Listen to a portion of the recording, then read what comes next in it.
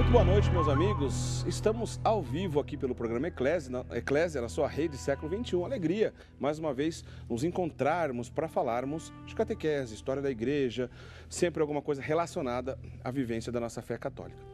O nosso comentarista oficial aqui do programa Eclésia é o padre Guido Motinelli, que hoje, excepcionalmente, não está conosco. Em algumas oportunidades, na ausência do padre Guido, a gente contou com o auxílio de um padre que a gente conta hoje também com o auxílio dele, que já é nosso amigo aqui da casa, padre Wander Maia, na qual eu dou boa noite agora. Boa noite, padre Wander. Bem-vindo mais uma vez. Boa noite, Eric. Boa noite a você que nos acompanha pela rede Século XXI nesta noite. É mais uma alegria estar aqui, viu? Bem-vindo mais uma vez. Sempre que o senhor vem aqui, a gente bate bom papo, né, padre? A gente quer bater um papo e convidar nossos telespectadores, nossos amigos, a participarem conosco dessa conversa, desse papo, que o tema hoje é muito interessante. O tema é muito interessante. Eu tenho certeza que você já ouviu falar alguma coisa desse tema, mas vamos conversar sobre esse importante tema relacionado à nossa fé católica. Se bem que não é tão a fé católica assim, nós vamos entender por quê durante o programa. No dia 8 de agosto de 1984, portanto, 8 de agosto de 1984, há pouco tempo, então, nós estamos lembrando 30 anos dessa data, a Igreja Católica emitiu um documento, ainda era o papado do Papa João Paulo II, e um cardeal que depois veio a ser o Papa Bento XVI, ou seja, o cardeal Joseph Ratzinger, assinado por ele, um documento que levantou problemas numa corrente teológica, ideológica, que existe dentro da Igreja Católica, chamada Teologia da Libertação. Então, há 30 anos, a Igreja condenou oficialmente, iniciou esse processo de dizer, olha, tem alguma coisa errada com essa corrente aí, chamada Teologia da Libertação. Isso aconteceu, então, como eu acabei de dizer, há 30 anos atrás, e a gente quer conversar um pouco sobre isso. A pergunta que eu quero fazer daqui a pouquinho para o padre Wander, e vai ser o tema do nosso programa, por que a Igreja Católica condenou a Teologia da Libertação? Você pode ligar para a gente, como de costume, fazer sua pergunta, o seu comentário, que a gente vai falar durante todo o programa de hoje sobre esse tema. Quem sabe a gente consegue colocar sua pergunta, sua curiosidade aqui para a gente. Liga para nós no 19 3871 9620, é o nosso telefone, 19 3871 9620, ou então manda e-mail para a gente no eclesia@rs21.com.br. E o tema, então, justamente é esse. Vamos falar sobre a Teologia da Libertação. Por que a Igreja Católica condenou? Vamos entender um pouco mais sobre essa realidade. Agora, padre Wander, para a gente começar essa história e a gente entender, antes da gente entender por que a Igreja Católica se levantou contra a Teologia da Libertação e oficialmente a condenou desde 84, também teve um documento oficial em 86, mas antes da gente entender o motivo que levou a Igreja a levantar a voz e dizer que existe algum problema nessa corrente, vamos entender o que é a Teologia da Libertação. Eric, imagine uma teologia, ou seja, um caminho de compreensão de Deus e da sua revelação, de aprofundamento do seu ser e da sua obra, da sua palavra, que se apropriou para fazer isso de um instrumento, de uma ferramenta ateia, que é a filosofia materialista marxista. O senhor está dizendo que é uma via de entendimento, aprofundamento da fé, mas de alguma coisa Deus. Que não tem Deus? Ué, é estranho uma coisa, mesmo. Não é um paradoxo, é mais do que antagônico, é uma coisa assim, incompreensível.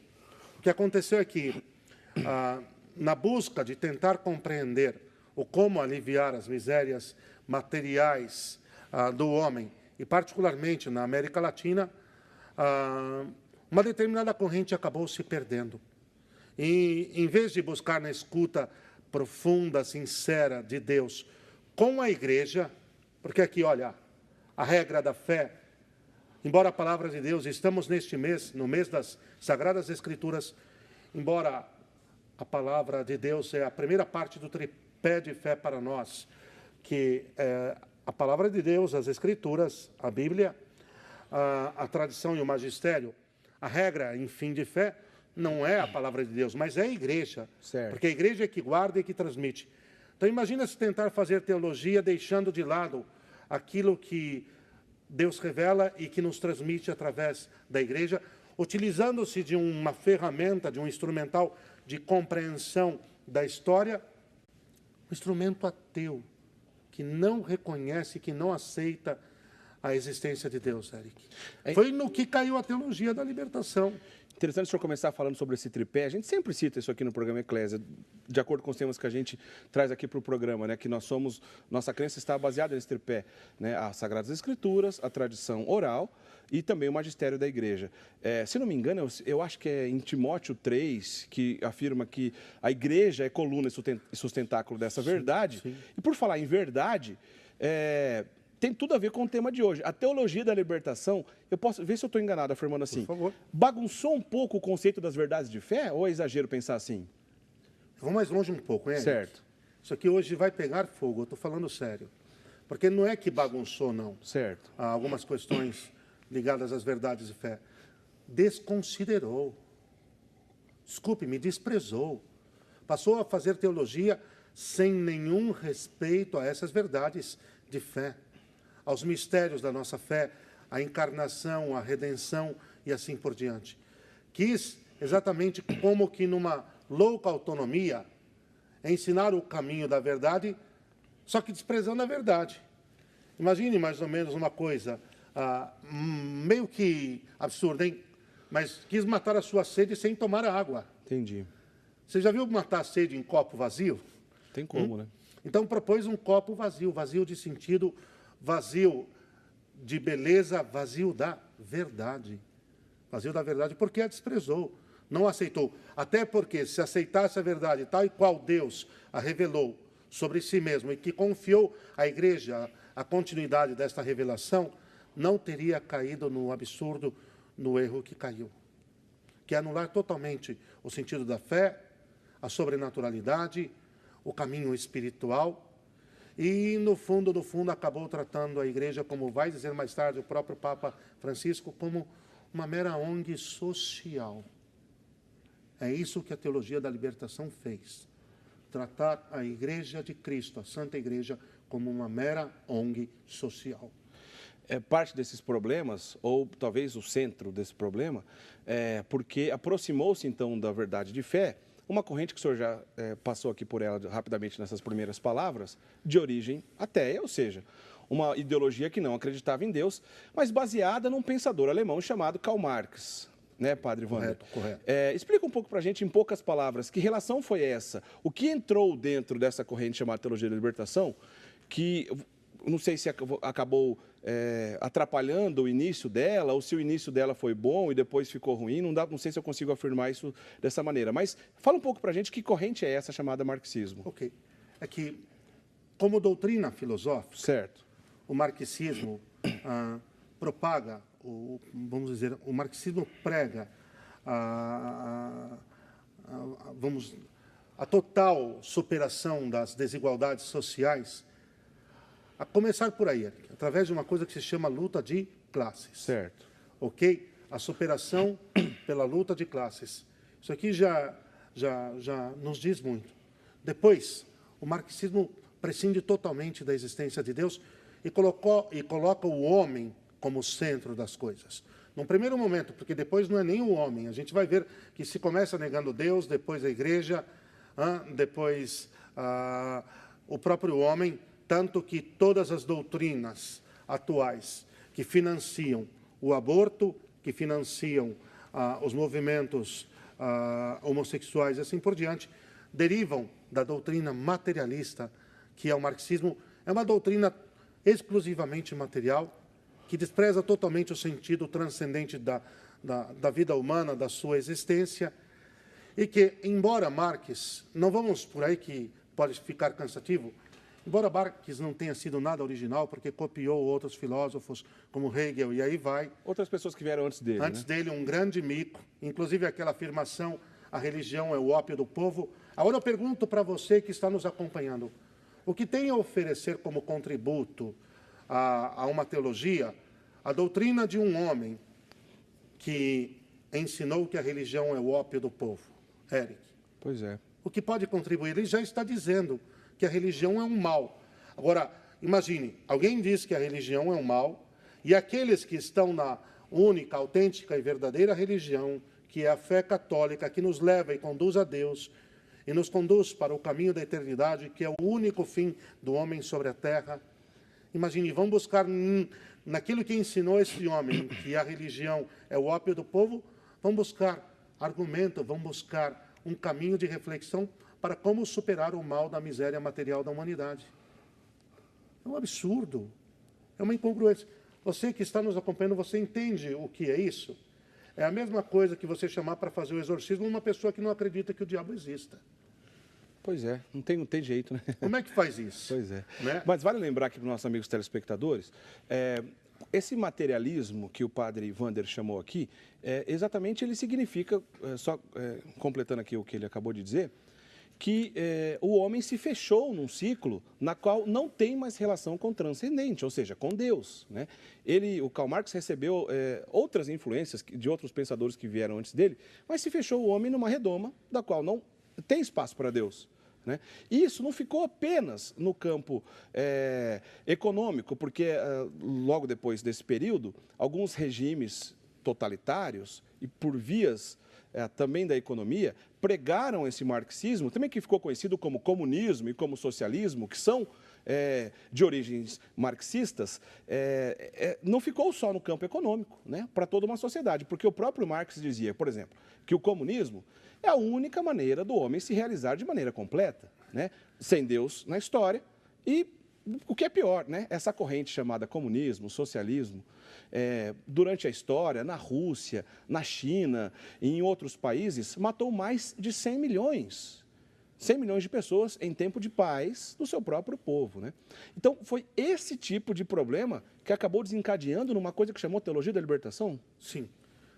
O que acontece é que, no momento exato em que o marxismo estava fervilhando, mundo afora, principalmente, Eric, nos países do leste europeu, e que criou o que se chamou de a cortina de ferro, no mesmo momento, imaginem vocês, um certo segmento de alguns membros da igreja vão se encantar por aquilo que estava começando a fazer um mal, mas de uma forma tão destrutiva numa grande fatia do mundo, que eu me pergunto, se encantar pelo quê? Pelo que estava espalhando a fome, a miséria, a morte, o terror, onde se implantou? Uma doutrina que, sob o pretexto de colocar o homem no centro da história, financiou talvez um dos maiores movimentos de desprezo, de escarnecimento, de desprezo do ser humano em toda a história, a ponto de, como você mesmo disse, deixar um saldo de mais de 100 milhões de seres humanos mortos. Eu vou dizer já de cara, Eric, nós estamos falando dos nascidos, hein? Se a gente for entrar na questão do aborto, aí a coisa toma um rumo, porque são vidas também, são seres humanos. Claro, okay? Muito bem lembrado. Quer dizer, nós temos 40 milhões de abortos ano, que também nasce, vamos dizer assim, de uma compreensão do ser humano totalmente materialista. Quer dizer, já que não há nada no ser humano que lhe dê nobreza, lhe dê dignidade, além da matéria da qual ele é parte, então ele pode ser usado, utilizado e descartado à revelia como a bel prazer, como se quer fazer, sem necessitar, sem o mínimo respeito, sem a mínima consideração. Isso, né, Padre Wander? A gente já está terminando aqui o primeiro bloco, mas isso para lembrar de um tipo de socialismo, que é o socialismo de classe. Mas se a gente, por exemplo, aumentar aí a conta para os outros problemas do socialismo de raça, o nacional-socialismo alemão, que também é conhecido como nazismo, essas mortes aumentam em muitos, né? Em muito. Olha aqui, eu vou pedir para você, se você permite, que nós seguremos um pouco, que eu quero dar uma palavra sobre isso. Por quê? Porque nós vamos entender qual foi a relação de São João Paulo II e do então cardeal Joseph Ratzinger, o futuro Papa Bento XVI, com a teologia da libertação, a partir da própria experiência que a mesma doutrina que ela tomou para vamos dizer assim, para se firmar, qual foi a experiência que essa doutrina materialista, filosófica, o marxismo, acabou trazendo nos países onde ela foi aplicada. Agora, imagina, se nos países onde ela foi aplicada, ela deixou um saldo desastroso de desumanização, de pervertimento da sociedade, assim por diante, o que ela traria para a igreja se colocada dentro? Aí nós vamos entender por que São João Paulo II, porque o então cardeal Joseph Ratzinger foram tão taxativos, foram tão sólidos em enfrentá-la. Mas queria entender agora, Padre Wander, a origem, né? Como isso começou, onde isso começou E eu diria uma pergunta até para o senhor, não sei se o senhor consegue responder, né? A pessoa que inventou a teologia da libertação, ela tinha boa intenção? A intenção dela era realmente levar uma discussão de zelo e cuidado pelos pobres? O senhor saberia responder essa pergunta? Então, Eric, primeiro, sobre a intenção, o Gustavo Gutierrez, né? O padre Gustavo Gutierrez é aquele peruano, né? Aquele peruano que, veja, nós estamos ali num ambiente meio que pós-Vaticano II, um pouco de confusão em tudo aquilo que a igreja pediu que se avançasse em direção a uma nova evangelização. E muito bem, sobre a intenção do padre Gustavo Gutierrez, não tenho o que dizer. Só Deus pode julgá-lo. Certo. Ok? Eu quero colocar isso aqui claramente. O juízo pertence a Deus. Isso é uma questão da sua consciência. Sobre o aspecto externo, não há dúvida alguma de que se equivocou. Talvez compadecendo-se da situação de miséria material de uma série de comunidades, talvez com as quais teve contato e assim por diante, se afligiu e nessa aflição de tentar buscar um caminho de superação dessas misérias, acabou perdendo o epicentro. O centro de tudo isso, que só Cristo ilumina o mistério da dor e do sofrimento humanos. Aqui é uma questão de fé. E a partir exatamente do mistério de Cristo, do mistério da encarnação, se enfrentar a questão desse tipo de sofrimento, que é um sofrimento de ordem material, que depois desemboca em tantos outros, não há dúvida alguma, que se pode enfrentar também essa questão e ter utilizado da ferramenta, do instrumento, da doutrina marxista, eu vou bater nessa tecla até o final, de um sistema de pensamento ateu, agregar à sua teologia, ou seja, a busca da compreensão de como superar esse mal, foi realmente um erro terrível, um erro crasso. Não estou falando com teólogos, não, eu quero dizer aqui, estou falando com o povo católico que está nos escutando. Isso aqui não é um debate teológico, isso aqui é a recordação daquilo que a igreja como mãe e como mestra realizou há 30 anos atrás, ao advertir e condenar exatamente essa teologia como um caminho errado, um caminho errôneo de se interpretar qual é a vontade, qual é o sentido, qual é o querer de Deus, como Deus quer que se enfrente a questão da miséria material, deste mal do homem sobre a nossa terra.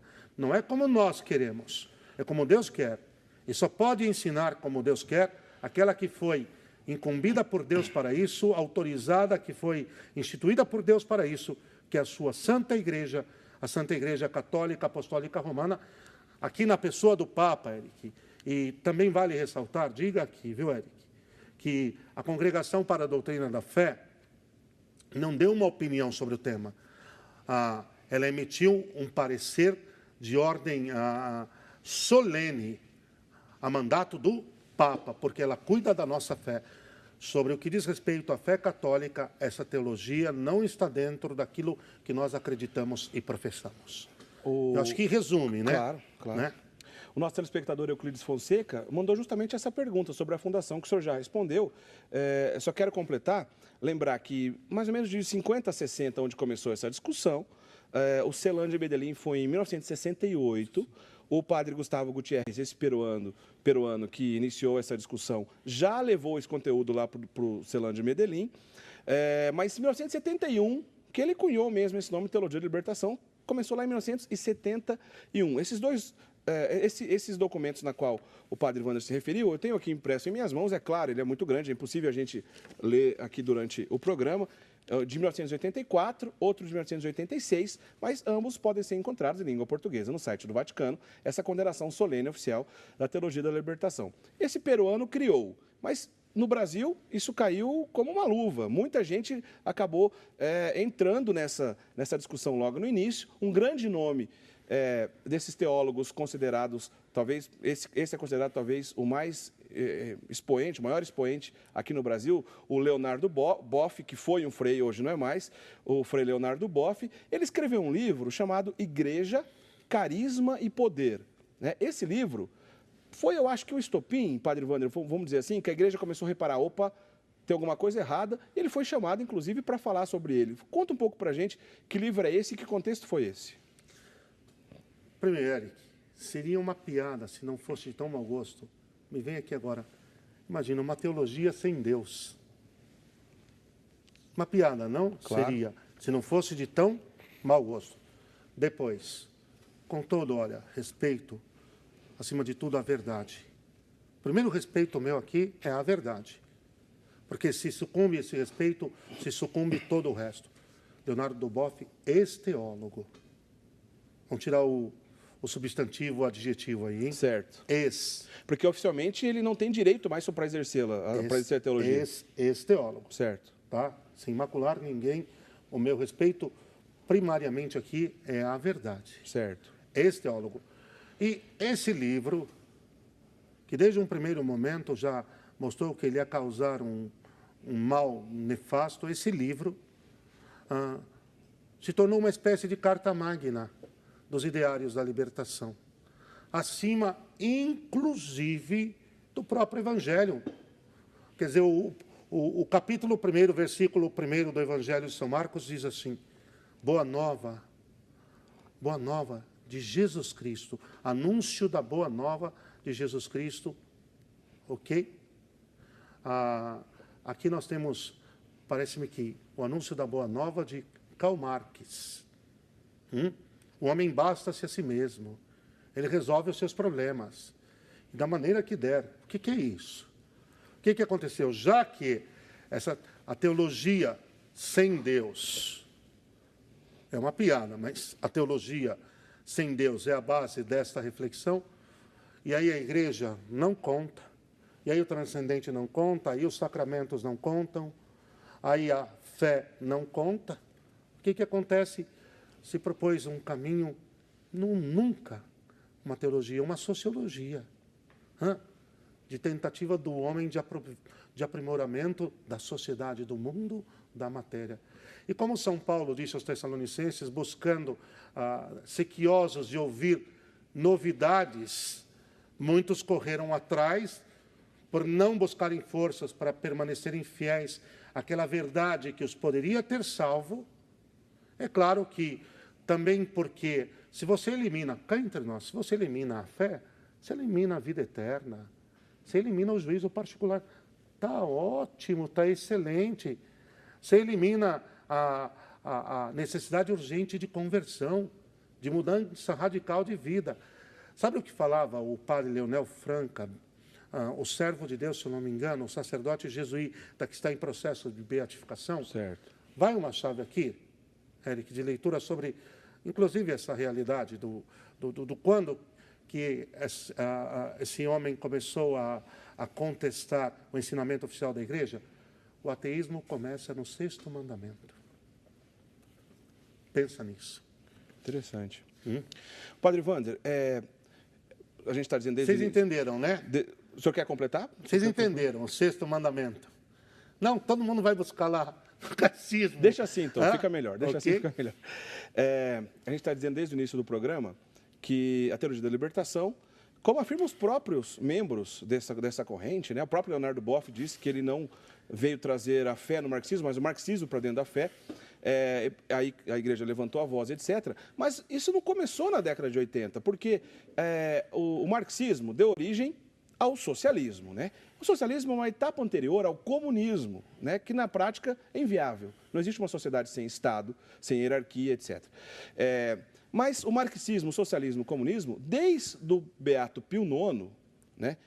Que tomou posse, se não me engano, em 1846, desde o Beato Pio IX, passando depois pelo início do século XX, com Leão XIII, Pio X, Bento XV, Pio XI, XII, etc., até Bento XVI, e a gente vai comentar ainda sobre o Papa Francisco, sobre isso também, todos esses papas pronunciaram solenemente contra essa corrente. Mesmo assim, com toda essa pronúncia, ainda assim a gente vê esse problema. Na raiz da questão, o senhor disse desde o início, que não tem compatibilidade com a fé, não tem como. Agora, como foi possível chegar do tamanho que chegou? Porque isso aí expandiu de maneira muito grande em toda a América Latina. Como foi possível? Se era uma coisa solenemente condenada na igreja, como que chegou onde chegamos? Eric, aqui. Primeiro, alguém afirmar que não veio levar a fé ao marxismo, mas o marxismo para dentro da igreja? Imagina alguém afirmar que não veio trazer luz às trevas, mas veio trazer as trevas para a luz. Olha, é de matar, não? Uma coisa dessas. Agora, se alastrou, eu penso muito naquilo que diz o Salmo 94. Não endureçais o vosso coração, mas ouvi a voz do Senhor. O que eu acredito é que, quando os papas condenam essa doutrina que parte do ateísmo, na verdade, a condenação está aí em virtude do ateísmo. E ontem ainda ouvia de um sacerdote muito preparado, numa palestra da qual participei, escutei pessoalmente, que ele dizia assim, não é que, falava de Pio XI, não é que o marxismo e o catolicismo são incompatíveis porque Pio XI falou que são. Não.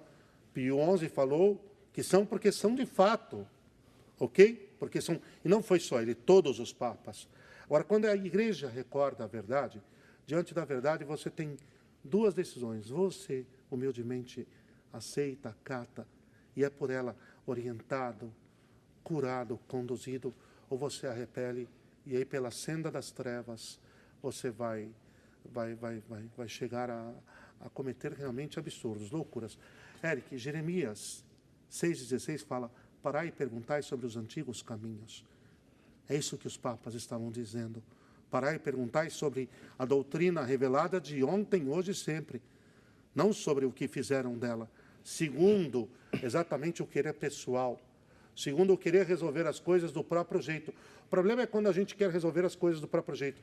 Aí você pega uma série de comunidades religiosas, você pega uma série de paróquias e assim por diante, que em vez de continuar trilhando o caminho da verdade, do bem, da justiça, como sempre aconteceu, aos pés do Senhor, porque o homem, quando adora a Deus, o homem, quando busca a Deus, ele sabe por onde ir, ele tem a clareza do que fazer.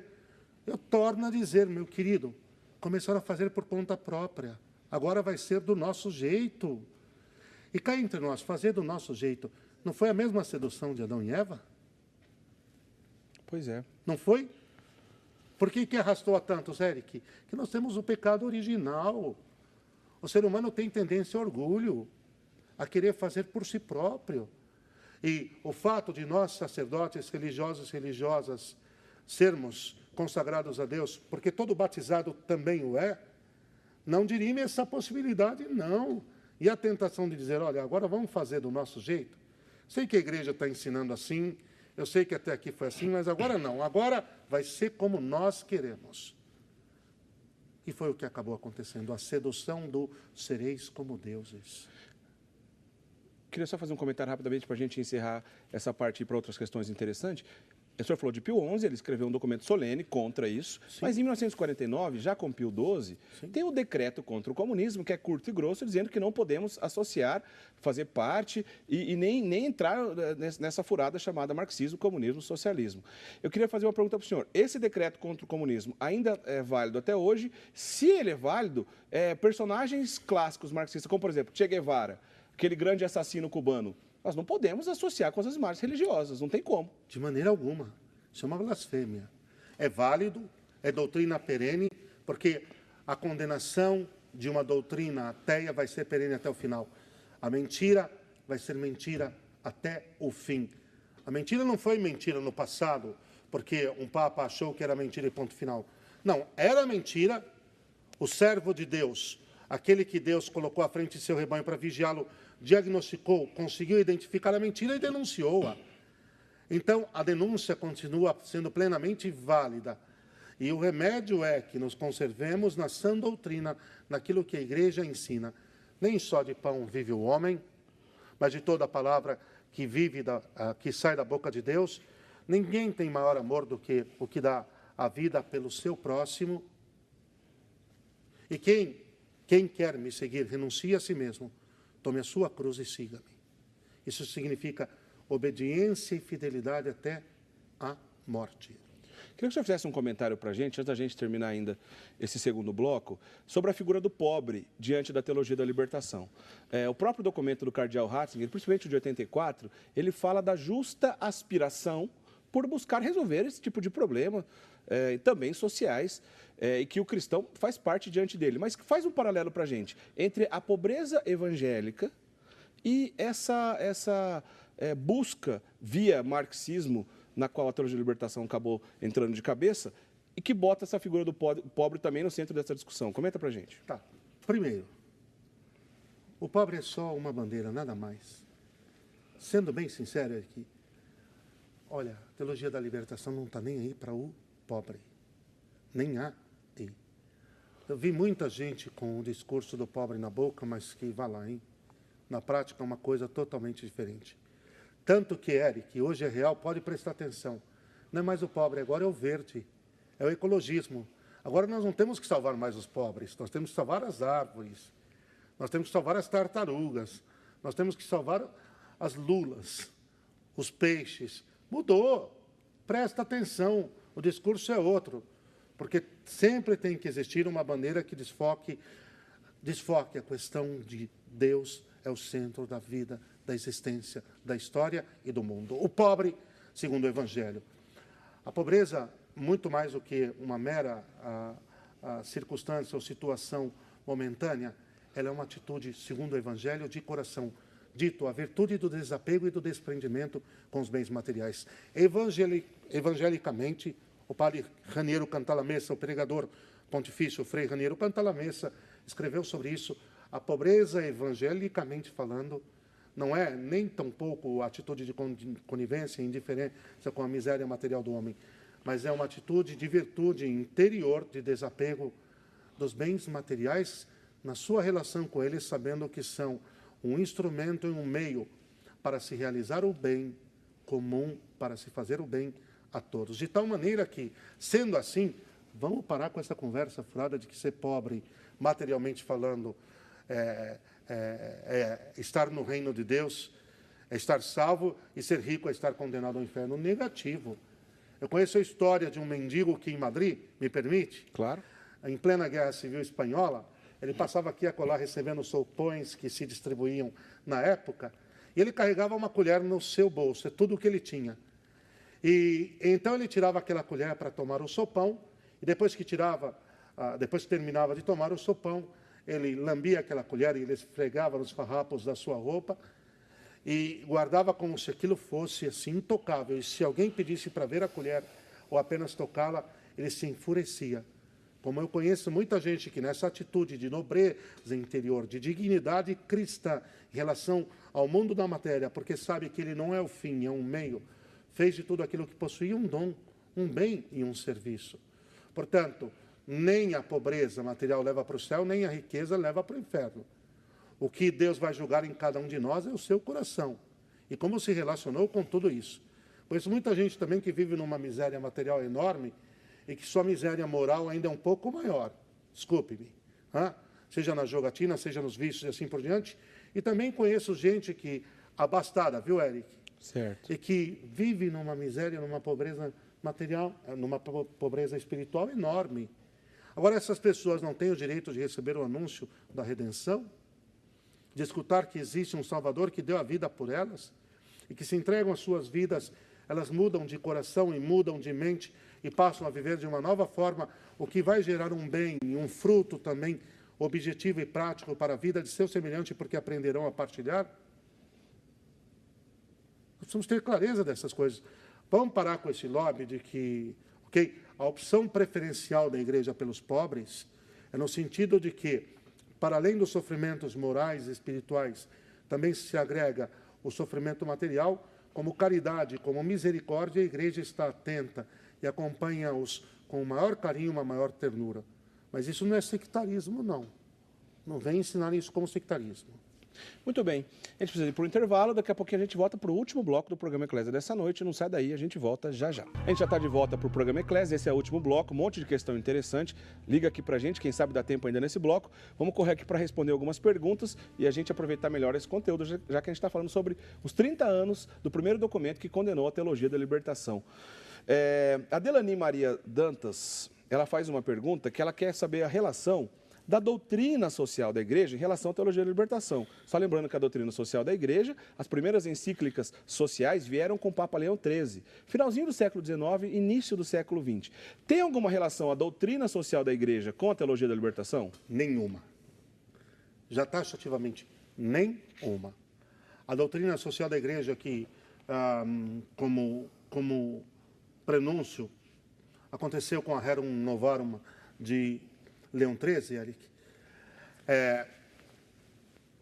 a iluminação das realidades temporais, como a luta contra toda espécie de mal, também o mal material, a partir do Evangelho, onde a verdade e o bem e a justiça são as três primordiais categorias de reflexão a partir do domínio, do reinado e da soberania de Deus.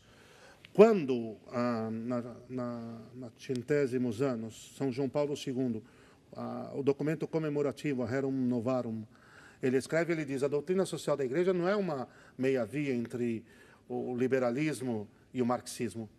A doutrina social da Igreja é a luz do Evangelho que ilumina o caminho do homem sobre a terra para enfrentar todo o dilema do seu sofrimento e da sua dor, no que tange também a miséria material. E como se encontrar o caminho dessa liberdade, dessa plenitude em Deus, de superação dessa miséria. Mas sempre com o fio da verdade, numa perspectiva de profunda paz. Esse é o primeiro e imediato reflexo. Não é o da luta de classes, não. Portanto, a doutrina social da Igreja não tem relação alguma com a teologia da libertação. Esta é a resposta. Alguém pode, inclusive, o senhor disse quase agora há pouco em relação a isso, alguém pode dizer, por que vocês também não estão falando contra os problemas do capitalismo? Olha só, o capitalismo é uma relação de mercado. Ele não quer dar respostas à existência humana. Ele não tem interesse em dar respostas de onde viemos, para onde vamos, como podemos fazer para ser melhor. Essas respostas estão para a religião e para correntes filosóficas. Agora, o marxismo, o comunismo, o socialismo, esses sim querem dar respostas. Não só querem dar respostas, como querem nos conduzir a algo que não tem Deus. Então, oficialmente, a Igreja Católica se pronunciou sim contra esse tipo de política. Agora, em relação a outros tipos de política, que também tem seus problemas morais, nós não estamos colocando no mesmo patamar. E nesse sentido, Padre Ivano, só queria confirmar, a Igreja Católica tem um aspecto do marxismo que é bem claro, são contra a propriedade privada. A Igreja Católica é a favor da propriedade privada? Sim, porque a propriedade privada está na própria raiz, na natureza do ser humano. Ok? A propriedade privada, ela é de origem, acima de tudo, divina, transcendente. Isso aqui cabe num outro capítulo. Mas ela é a favor não porque ela quer ser a favor. Ela é a favor porque ela é tutelária da verdade. E a verdade é que a propriedade privada é algo natural.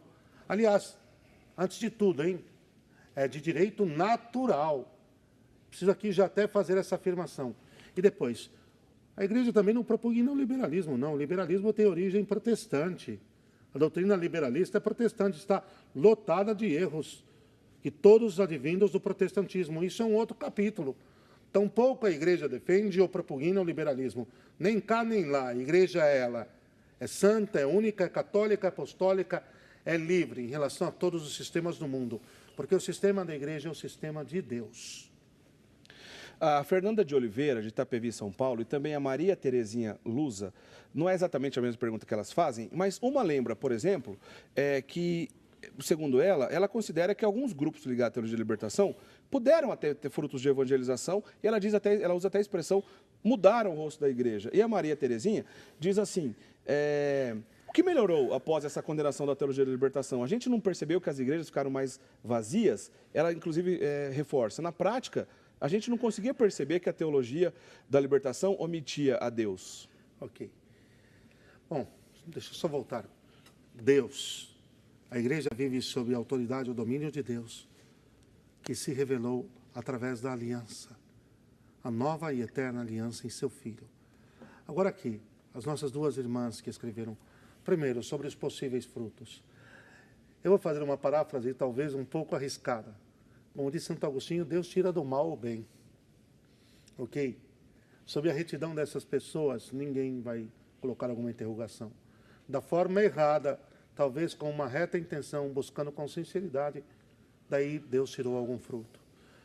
Depois, eu só quero dizer que o rosto da igreja é um rosto, sim, de beleza, de plenitude, o rosto de São João Paulo II, com o qual os jovens se identificaram enormemente com o ideal de santidade, com o ideal de castidade, de pureza, com o ideal de amor ao seu semelhante, ao seu próximo, de entrega incondicional de sua vida. O rosto de Bento XVI, com o qual um clero jovem se identificou enormemente e se apaixonou pelo sagrado ministério, vendo nele, como também viu em São João Paulo II, todas as virtudes, todas as qualidades de um grande, de um santo sacerdote.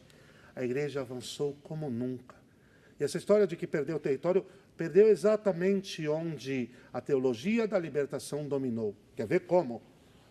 Assim, de pessoas que eu, como padre, conheço já com alguns anos de ministério, que se tornaram, infelizmente, protestantes de seitas neopentecostais, que já me disseram assim: padre, eu ia à missa e só escutava sobre problemas financeiros, problemas econômicos, problemas sociais, e o pobre e a mudança da sociedade, e há muito eu não ouvia que Deus me ama, que tem um propósito sobre a minha vida, que aguarda em seu Santíssimo Coração. E fui para a primeira porta que me disse isso tudo e lá fiquei. Sabe onde a igreja perdeu frente, queridos? Onde se deixou de falar de Deus. E aí, talvez esse foi o maior contributo da teologia da libertação. Ela conseguiu esvaziar as nossas igrejas. A Maria Delfina Gismonte de Araújo, ela faz uma interessante relação aqui, pena que o nosso tempo é curto, não vai ter tempo da gente aprofundar nisso, mas ela compara os teólogos da libertação e a sua desobediência a Martim Lutero, totalmente oposto da obediência evangélica, por exemplo, como São Francisco de Assis, Madre Teresa de Calcutá, Excelente. que também viveram essa experiência do pobre de maneira evangélica. Obrigado, meu irmão. O Igor Morvan, ele lembrou também da relação do sofrimento de João Paulo II em relação tanto ao comunismo, em relação também ao socialismo, principalmente na Polônia. Essas duas correntes massacraram demais o seu país de origem. A gente sabe, a gente consegue entender, perceber o que João Paulo II pensa em relação a isso, porque esses documentos também foram em seu papado. E mais claro ainda, o nosso querido Bento XVI, que era então o cardeal Joseph Ratzinger, e que também falou por diversas vezes sobre isso. Queria que o senhor, a gente já não tem muito tempo para isso, mas queria que o senhor falasse um pouco também em relação ao que o Papa Francisco pensa em relação a isso. Ok. Olha, como o diabo veio para roubar, matar e destruir, começa aqui com um roubar. A primeira atividade do inimigo, roubar. Quer roubar a glória de Deus, quer roubar a verdade, quer roubar a dignidade do plano do Senhor sobre o homem. Roubar. A primeira atividade do inimigo é roubar. O que acontece? Eles querem roubar, subtrair o Santo Padre, o Papa Francisco, apregoando que ele é ligado à teologia da libertação. Ligado a coisa alguma, ele mesmo disse. Não tem o mínimo vínculo. E muito pelo contrário, no Rio de Janeiro, na Jornada Mundial da Juventude, junto aos bispos, ele condenou uma espécie de teologia de busca de uma igreja que se apropria de categorias socializantes pagãs. Ele usou a expressão da reducionismo socializante. Reducionismo socializante. Então, olha, não venham confiscar o Santo Padre, o Papa Francisco, não, que ele é pura e simplesmente católico. Viu? Fiquem tranquilos. O Stanley Viana, ele lembra do relativismo de Antônio Gramsci. Antônio Gramsci é um pensador marxista que realmente colaborou muito para que a situação chegasse onde a gente está, inclusive aqui no Brasil. Porque não mais pelo campo da luta armada, por exemplo, como o início do marxismo no comunismo, mas agora pelo campo das ideias. E ele tinha na Igreja Católica um grande inimigo. Ele queria esvaziar o seu conteúdo real e substituir por um simulacro de ideias que nada mais é do que o marxismo. Eric, pois não, só uma coisa. O Gramsci dizia: se eu tiver de implantar universalmente o marxismo, eu tenho de atacar e destruir a Igreja Católica e a família. E ele lembra, inclusive, dessas relações com o pensamento de Antônio Gramsci, por exemplo, com a defesa do aborto, etc. Mas ele faz uma pergunta interessante. Como podemos fazer como católicos engajados nas justas causas para servir bem a Deus? Primeiro, estar bem informados na sua consciência. A doutrina católica é vasta, abarca todos, sem deixar algum de lado, aspectos da existência e da vida do homem sobre a terra. Estude o catecismo, estude a doutrina social da igreja, prepare sua consciência, se capacite. Talvez aí duas coisas, Eric. Primeiro, juntar outras pessoas, gente de bem, e criando, no bom sentido agora sim, hein, uma rede de homens e mulheres de fé de Deus, formados, bem formados pela doutrina da Santa Igreja Católica. Depois ir fazendo apostolado, né? Aliás, se confunde numa coisa só. Ir agregando, estudando e agregando outras pessoas.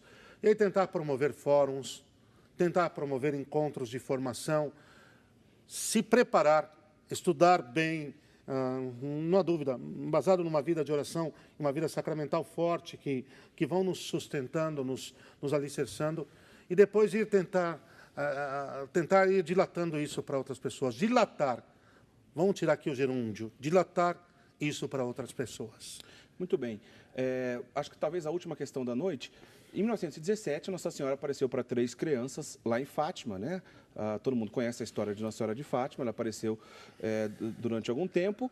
E na última aparição, que foi em 13 de outubro, onde aconteceu aquele milagre do sol, na presença de milhares de pessoas, para justamente assinar ali a presença de Deus, que alguma coisa realmente acontecia diferente naquele lugar.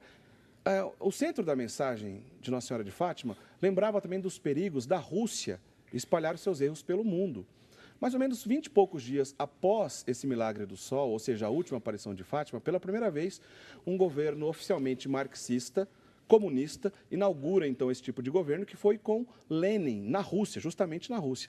Esses erros da Rússia, da qual Nossa Senhora nos previa dos perigos e que a Igreja também havia de sofrer, a gente pode dizer que esses erros, que nada mais é que também que esse regime marxista comunista, é esse mesmo erro na qual a teologia da libertação acabou mergulhando? Sim. Eric, duas coisas. Poucos dias depois, eu sempre coloco duas coisas. Poucos dias depois, explodiu a Revolução Comunista na ex-União Soviética, que espalhou todos os seus erros. Se ilude quem pensa que o marxismo morreu, se ilude quem pensa que a teologia da libertação morreu, hein? Se ilude. Ok? Primeira coisa é isso. Depois nós temos que pensar assim, olha, Nossa Senhora entregou uma profecia, ou seja, falou em nome de Deus. É isso uma profecia. Falou em nome de Deus e falou a palavra de Deus, denunciando o pecado. Seria todo o mal que o ateísmo marxista, o ateísmo materialista, através da Rússia, espalharia pelo mundo, com todas as suas consequências práticas que nós já colocamos durante este programa. Mas, acima de tudo, é sim uma profecia sobre a invasão do ateísmo materialista dentro da Igreja. E coloco qualquer teólogo, quem quiser pegar o catecismo da Igreja, quem quiser pegar as Sagradas Escrituras, sentar comigo frente a frente e provar que existe algo que se possa aproveitar do marxismo, do materialismo ateu, que é o marxismo, em relação à nossa fé, e aquilo que é a missão e a obra da Igreja, que é a obra de redenção e salvação, eu estou aguardando. E Nossa Senhora avisou bem, esses erros estão aí. E entraram sim para dentro da Igreja, é uma coisa palpável. Em 1972, quando Paulo VI faz aquela declaração sed libera nos chamá-lo, mas livrai-nos do mal, ele estava falando disso.